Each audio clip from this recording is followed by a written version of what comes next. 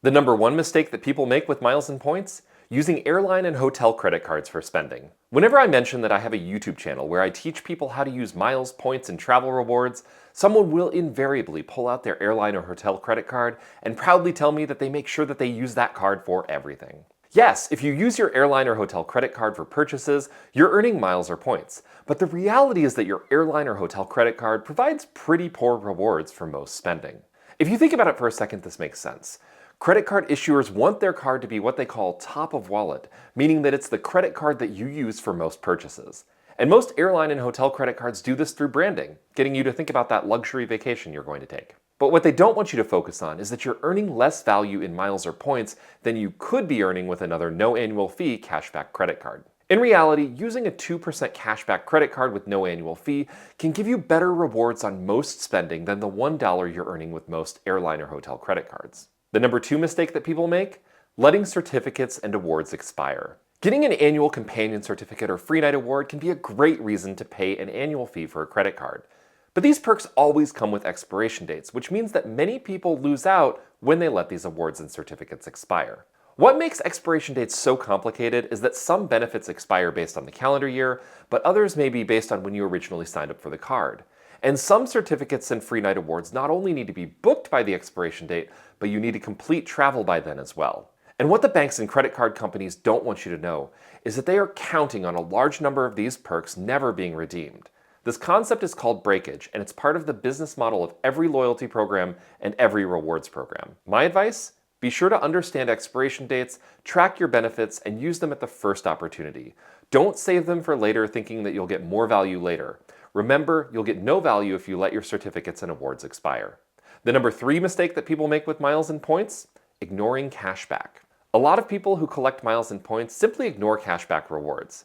Cashback rewards can seem boring. Unlike airlines and hotels, which spend millions of dollars marketing their miles and points, there's no one out there really trying to get people excited about earning cash. But if you ignore cashback rewards, you're leaving money on the table. There are plenty of cashback credit cards out there that earn great cashback rewards on everyday purchases and in bonus categories.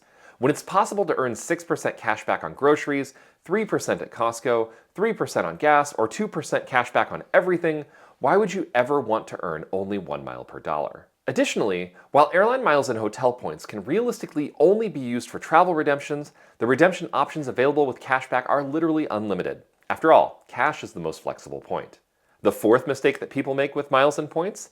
Obsessing over luxury travel. Now, there are plenty of people who will tell you that the only thing that you should use your points for is high-end luxury travel.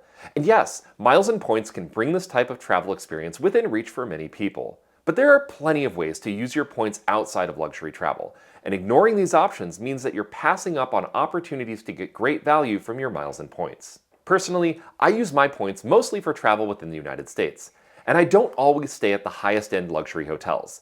When I'm staying near an airport to catch an early flight, a comfortable bed at a Hyatt place is really the only thing that I need. When I look at my boring travel redemptions and total up the amount of money that I save every year by using points instead of paying cash for my travel, it comes to several $1,000s a year. And that's money that I've been able to put into my retirement account or invest in the market, which personally I think is more exciting. However you want to use your miles and points, don't ignore easy ways to get value by using points for boring, non-luxury travel. The fifth mistake you're probably making with miles and points? Being unrealistic about the value you're getting. Some of the most exciting travel redemptions are for luxury travel and first-class international travel.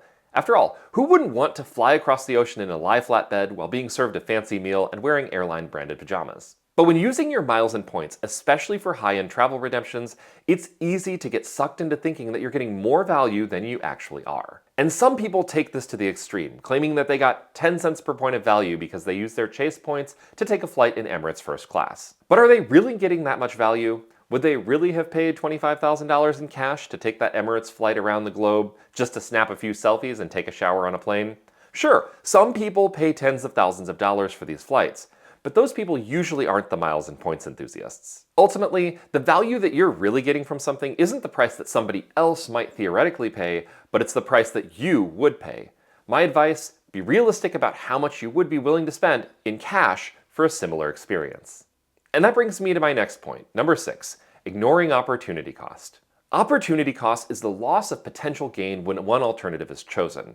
And there's always an opportunity cost to earning or redeeming miles and points. When you use a credit card to pay for a purchase, the opportunity cost is what you could have earned by using another card.